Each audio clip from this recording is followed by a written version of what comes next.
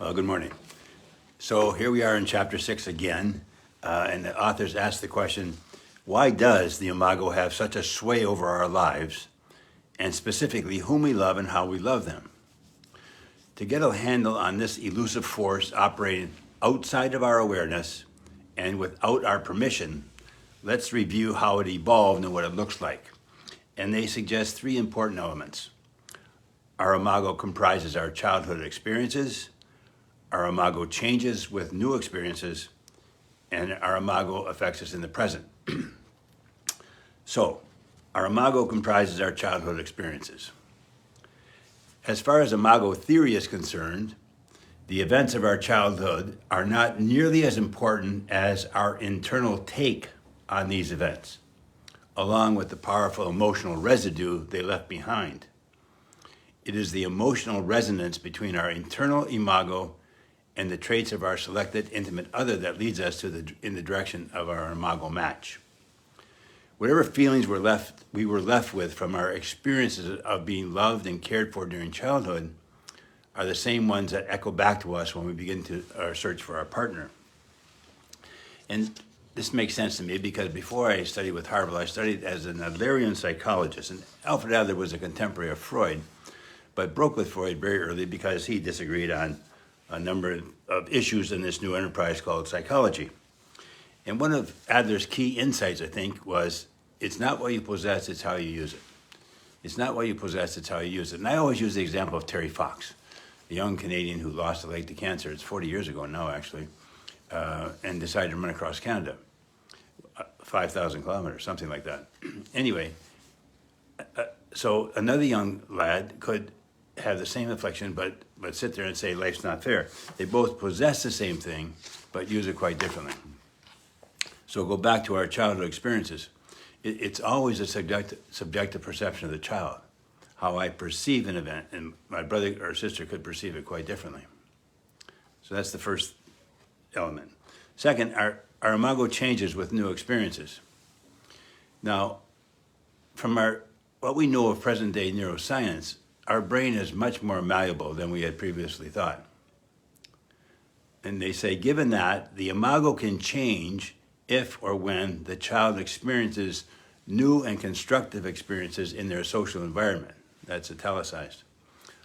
Obviously, the earliest experiences, even those in the womb, play a huge role and establish a tendency to perceive future partners as either available or unavailable, safe or unsafe. But changes in the social environment, especially the caretaker's emotional health or the presence of another more available caretaker, creates new memories that alter the original template. And I think where they're going with this is that they're going to conclude that in adult intimate relationships, new, more positive memories can be created which override the old memories and allow us to re-experience our original state of connection, joy, and full aliveness. All right? And then the third element, our Imago affects us in the present. And lastly, and this is the piece, and I find this in the office too, they say, many partners find it difficult, at least initially, to identify and then connect the dots between the contents of their Imago and their experiences in their current romantic relationship, or those of their past. Now, I'd have to confess, I'm probably one of those folks. I have very few memories back of childhood. But here's where I resort to being a coach. And as a coach, I always insisted that my players do the basics well and know the basics. If they could do the basics well, we would win games. And I think the same is true of relationships. Even if couples can't necessarily connect all the dots, there are basic skills which, if they can master, will give them a much better chance of creating the relationship of their dreams. And what are those basics? And I've said this many times. Firstly, the notion of safety. Behind and around everything is the idea of safety. If you don't feel safe, you'll defend yourself. It's as simple as that. Our old brain has a 500 million year old history, and if it senses danger, it'll protect itself. All right? You're not going to change that. Secondly, the importance of the space between. Like I've said before, more and more I see that's going to be the key, is to protect the space between. It's a real energy field, and you cannot keep putting negativity into it. Negativity will kill you because it causes disconnect, and what you want to do is connect. And the flip side of that skill is to refill the space between with positives, with affirmations, appreciations, and to say those things out loud. And those are things you did automatically in the romantic love stage of the relationship, and they are going to help create reconnection. Thirdly, none of us is perfect. So there will be stuff to talk about. Whether you buy into the Imago theory or not, there's going to be stuff to talk about.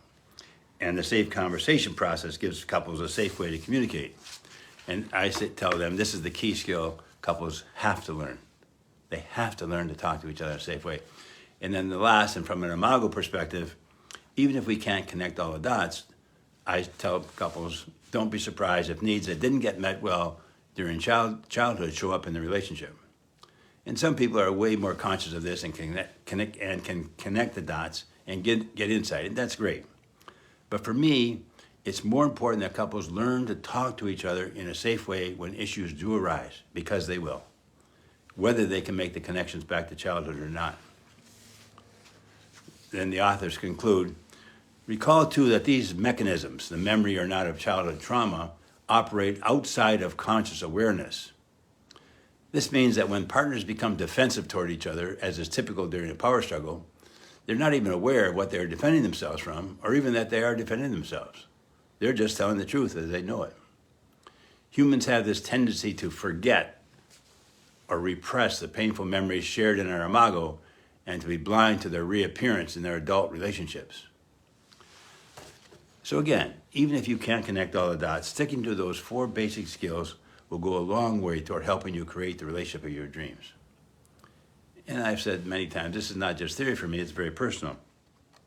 Remembering the past is certainly not my strong suit, but understanding the Imago theory helped me to take the blame out of our relationship. There was no sense in me blaming my partner for things I didn't particularly like, because I wouldn't have been attracted to anyone except like her. But what we were doing during those first 15 years wasn't working as well as we would have liked. Now, we could have kept doing that, or we could buy into the Imago model. And if along the way, which I have, made connections between my partner and my childhood, all well and good, any insight is valuable. And although I wasn't very good at that department, we followed the basics. Safety, space between, and we used the safe conversation process when issues arose. And here I am, 34 years later, with a great relationship. And I wish the same for you. Okay, we'll keep going on this Imago next week. Thanks a lot. Have a great week.